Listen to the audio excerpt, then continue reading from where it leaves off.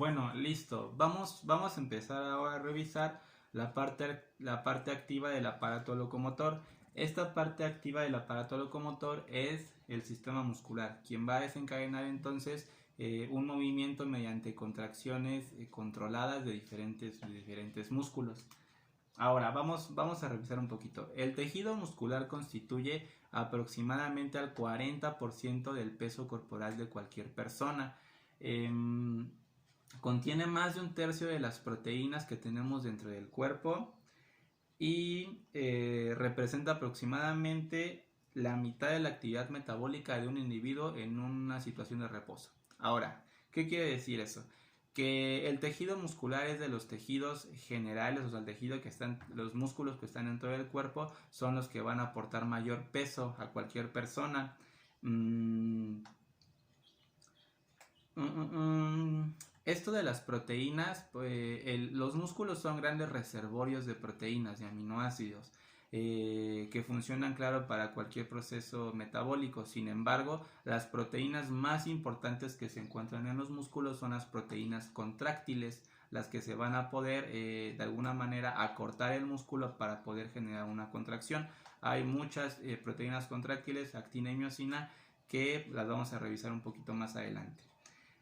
Ahora, estos músculos, este tejido muscular, como dice la presentación, representa una gran cantidad de aporte metabólico.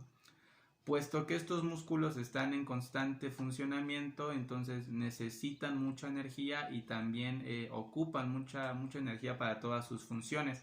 Por ejemplo, hay músculos que siempre están funcionando, por ejemplo, los músculos de la respiración, los músculos del tubo digestivo. Entonces, constituye realmente, necesita más bien un aporte muy grande de energía para todo su funcionamiento. ¿Ok?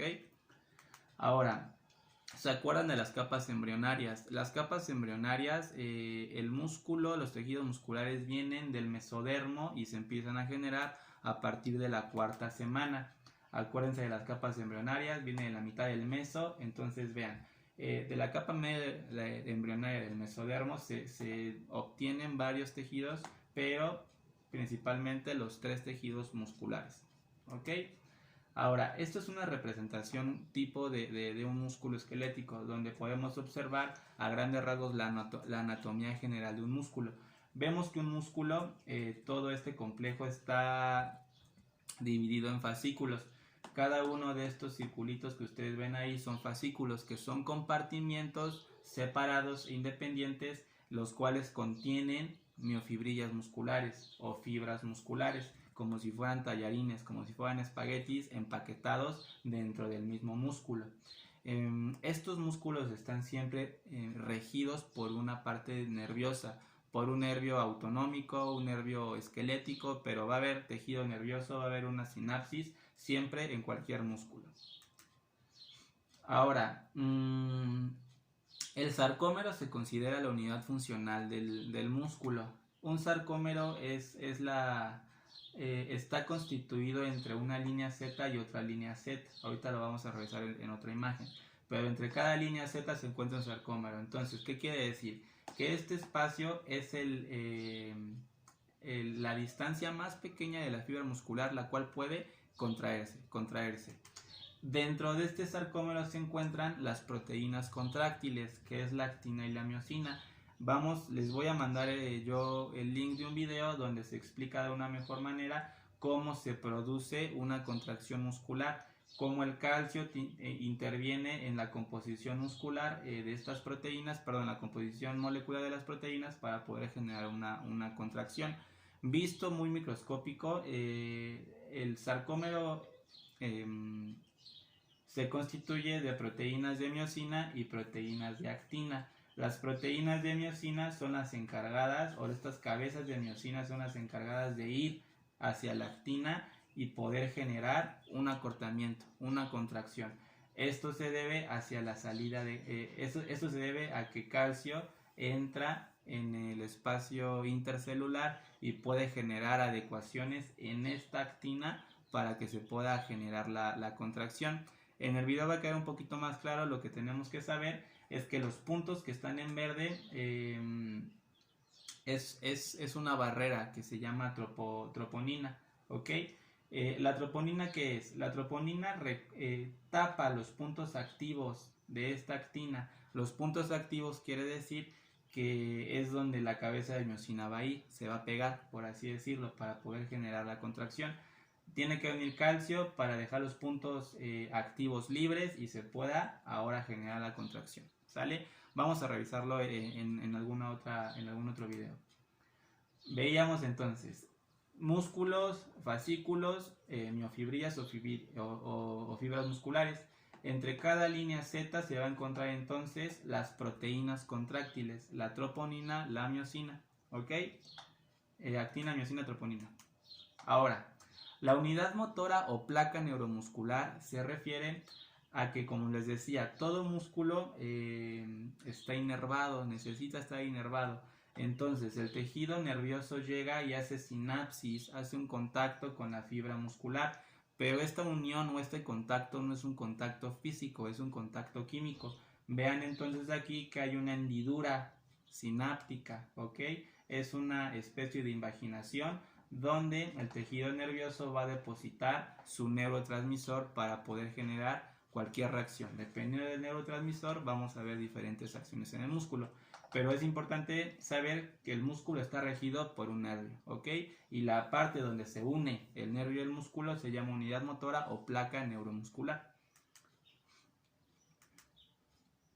Muy bien, ahora, la importancia del calcio. Esto es un video donde se va a poder observar el corte muscular que le hicieron es muy reciente, entonces apenas está recién cortado, una miotomía. Se le pone calcio y vean, empieza a generar unas contracciones descontroladas, similar a lo que podría ser un calambre, ¿no? Para entender esto, vamos, les digo, explicar más a detalle cómo funciona una contracción muscular. Estamos ahorita hablando de generalidades. Muy bien, ahora, en el cuerpo humano tenemos 3 distintos tipos de tejido muscular, que aunque sean una estructura similar y todos tengan actina y miosina, su forma su forma intercelular, incluso macrocelular, es distinta. En términos generales tenemos 3 tipos de músculos 3 tipos de músculo en el cuerpo: el músculo cardíaco, el músculo esquelético y el músculo liso. El músculo cardíaco pues precisamente se encuentra solamente en el corazón, en el miocardio, en la parte muscular del corazón. El músculo esquelético también es llamado músculo esquelético o músculo estriado, por su forma en microscopio, lo vamos a ver ahorita. Pero se encuentra generalmente en músculos voluntarios, músculos para el movimiento, para la locomoción. Y la musculatura lisa se encuentra en todas las vísceras, intestino grueso, intestino delgado, estómago, incluso en los esfínteres como la pupila, ¿no? en el ojo. Es musculatura, es músculo que lo que hace que se contraiga o se expanda. Entonces podemos ver que cómo están de una manera diferente, organizados diferente estos tejidos musculares.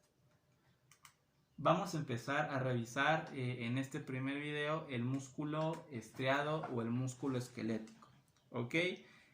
Este músculo está constituido por células fundamentales, que es la fibra muscular, las que estábamos viendo, esos tallarines, esos espaguetis, por así decirlo, que es una célula multinucleada, alargada y delgada, aparte longiforme, una forma alargada. Nos hace referencia que tiene 40 núcleos sobre milímetro de fibra. Ahora, en la imagen podemos observar las estriaciones. ¿Se acuerdan las líneas Z? Aquí se alcanzan a ver. Cada línea que está de forma vertical se puede denominar como una línea Z, ¿ok? Vean entonces cómo tiene, pues como estrías, por eso el nombre músculo estriado o músculo esquelético. Ahora, estas son fibras, ¿ok? Y nos dice que tiene muchos núcleos, o sea, es una célula multinucleada. Ahora, cada uno de los puntitos más opacos, más morados, son núcleos. ¿Por qué necesitará muchos núcleos el músculo estriado? En el núcleo celular, ¿qué tenemos? En el núcleo de cualquier célula que ustedes quieran. En el núcleo celular se almacena o contiene la información genética de la célula para poder replicarse, para poder reproducirse. ¿Por qué necesito que haya una gran reproducción de fibras? Mientras más núcleos tenga, más capacidad de reproducción tengo, de reproducción celular. Pues porque son fibras que están en constante uso, se ocupan mucho, hay mucho desgaste, necesito constantemente estarlas regenerando, ocupando más, que estén en el estado más óptimo que se pueda. Ahora, este músculo esquelético o este músculo estriado, junto con los huesos y las articulaciones que ya las vimos, bajo la orden del sistema nervioso, interviene en el movimiento voluntario o en los reflejos. Entonces, ¿qué nos quiere decir entonces? Que este músculo esquelético, este músculo estriado es el encargado de la locomoción, de que yo pueda correr, de que yo pueda agarrar este señalador, de que yo pueda estar hablando, ¿ok? Entonces, ¿quién es quien controla todo el sistema muscular? Sistema nervioso, mediante terminaciones, mediante cortezas. Vamos también nosotros a revisar un diagrama de movimiento de cómo es que llega el impulso a generarse hasta que llega a mi fibra nerviosa. Tanto el músculo, el músculo está organizado precisamente como yo les decía. El músculo esquelético, el músculo estriado tiene estos niveles de organización. Estas que son tejidos conjuntivos que recubren cada uno de los fascículos y de las fibras musculares se encuentran acá. Por ejemplo, estas envolturas son, por ejemplo, cuando yo tengo una pata, una pierna de pollo, hay unas telitas que envuelven a todo el músculo. Esas telitas es tejido conjuntivo que organiza el músculo. Entonces, el epimicio es la la capa que envuelve a todo el músculo, al músculo entero. El perimicio es la capa que envuelve a cada fascículo muscular y el endomicio va a ser el encargado de recubrir a cada una de estas fibrillas, a cada una de las miofibrillas. En estas capas, ¿qué hacen? Son capas serosas, o sea, son capas que están lubricadas, porque de alguna manera el músculo esquelético tiene una capacidad impresionante de contracción. Si la contracción se sigue generando, imaginemos en un maratonista que corre más de 10,000 pasos en una carrera, estos músculos al estar en constante contracción generan mucha fricción y la fricción puede generar calor, aumento de temperatura, desgaste, microtraumas, microrupturas. Entonces, las capas que envuelven al músculo están hechas precisamente para la organización, una segmentación ordenada y pues una lubricación, ¿ok? Y de alguna manera vemos que todos los músculos esqueléticos o estriados se unen precisamente al esqueleto, por eso es su nombre, mediante tendones. Los tendones son prolongaciones del mismo músculo que van empezando a cambiar de composición. El músculo va cambiando de composición y se convierte en un tendón, mucho colágeno y elastina, ¿sale? Y se une al complejo esquelético para poder hacer un brazo de palanca y traccionarlo para generar un movimiento.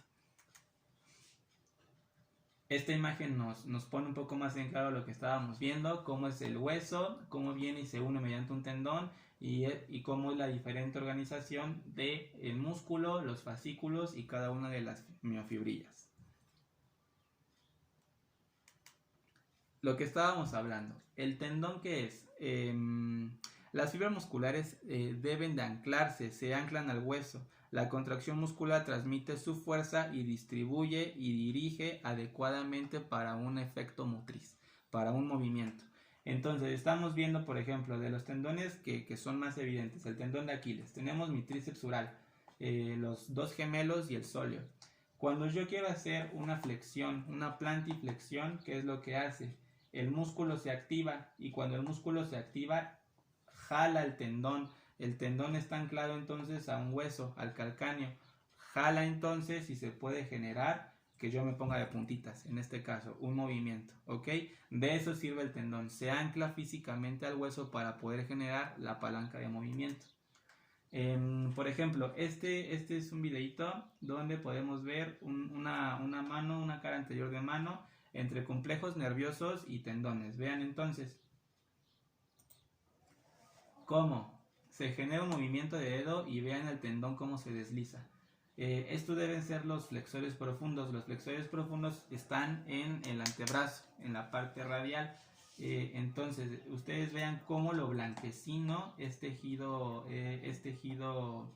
de tendón. Ok, entonces, ¿de qué nos sirve observar cómo si yo tracciono el tendón puedo generar un movimiento en dedos? ¿Por qué? Porque el tendón transmite la fuerza del músculo hacia las extremidades o partes del cuerpo para poder generar una tensión. ¿Ok? Entonces vamos a ver un poquito desde el principio. Vean, ¿sale? Vean cómo se desliza ese tendón. Vean cuando traccionan aquí se mueve dedo, ¿sale? Entonces nos sirve mucho para esclarecer cómo ese tendón tiende a jalar las extremidades. Ahora, todos juntos, ahora ya podemos hablar de un aparato locomotor. Quedamos que un aparato locomotor ya incluye músculos, tendones, articulaciones, con todos los compuestos que vimos en las clases pasadas del sistema óseo. Entonces veamos, por ejemplo, esta es una vista lateral de una rodilla, donde ya estamos teniendo entonces un movimiento. ¿Ok?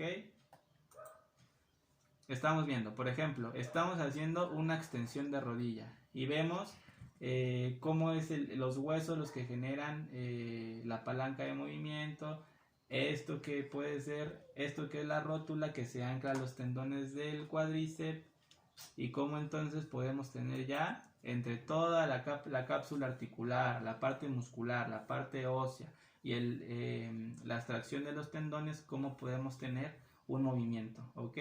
Ya eso es entonces el aparato locomotor, ¿no? Ya juntando el músculo esquelético con los compuestos que vimos óseos en las clases pasadas.